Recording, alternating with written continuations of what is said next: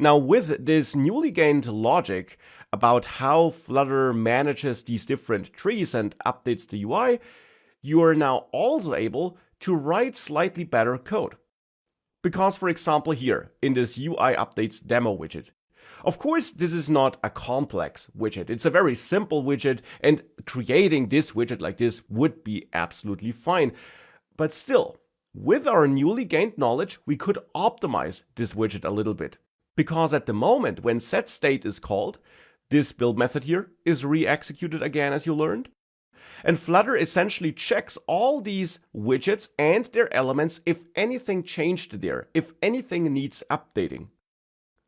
Of course, these checks lead to no updates, especially if no was pressed, but still Flutter has to check all these widgets. It has to execute this entire build method.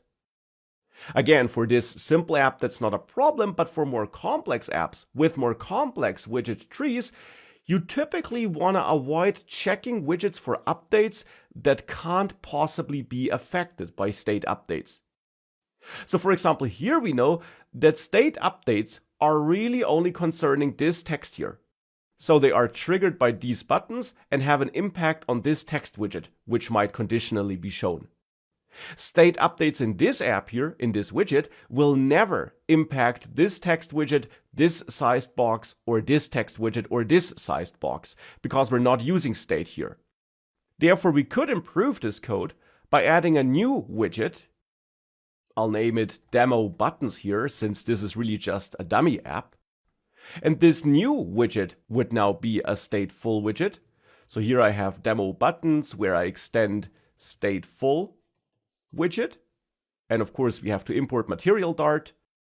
And then there, as always, we create our state, and we have our Demo Buttons state class here, where we extend the state that is based or connected to demo buttons. And that's also the case for this state here in front of the create state method. And then here, as always, we have our build method. And now we can go to that other widget file and grab this row with the buttons and this text widget here and return that here in this build method. Though, of course, since these are multiple widgets, a row and then this conditional text, we actually have to wrap that into a column, since the buttons should be shown above this text. So therefore here we can add a column widget with children, where the first child would be this row, and the second child would be this conditionally shown text, like this. And then we have a semicolon, a comma here for formatting. And now we would have this part outsourced into a separate widget and state. Of course, here for demo buttons, we also should add our constructor function and forward that key. And in create state, we should return the instance of demo buttons state. And we, of course, now also need to manage this is understood state here. So we have underscore is understood, which initially is false, and which is then set to true or false when those buttons are tapped. And now with all of that, I just want to go to this column here in demo buttons and set the main axis size to main axis size min, which makes sure that this column does not try to take as much space vertically as it can get. So it basically does set a vertical size constraint to make sure it's only as big as needed because of the content inside of it. And on the other hand, in UI updates demo, we now can include the demo buttons here, like this. Though for this, of course, we also must add the import. So this must be added. Now with all of that, we can actually turn this entire list here into a const list because it's full of const widgets. So we don't need const in front of all these widgets. We can just put it in front of the list. And we, of course, now can and should convert this back to a stateless widget, because now we don't need to manage state in here anymore. So we can delete all that part and also delete the create element method, which was only there for demo purposes anyways, and convert this to a stateless widget. And now we can also grab this print statement and copy that here into the demo buttons state. so that we can also see when that is rebuilt.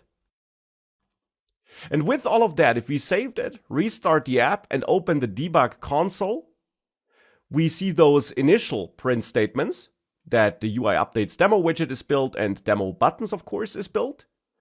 But if I now click yes here, you see that indeed for demo buttons, we get this print statement, but we don't get it again for UI updates demo. There, we still only have the initial print statement output.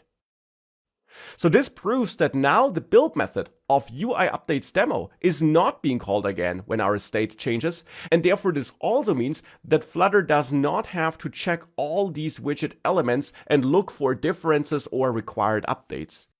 And again, for this basic app, this of course doesn't really matter, but for more complex apps and more complex widget trees, this can improve the performance of your app.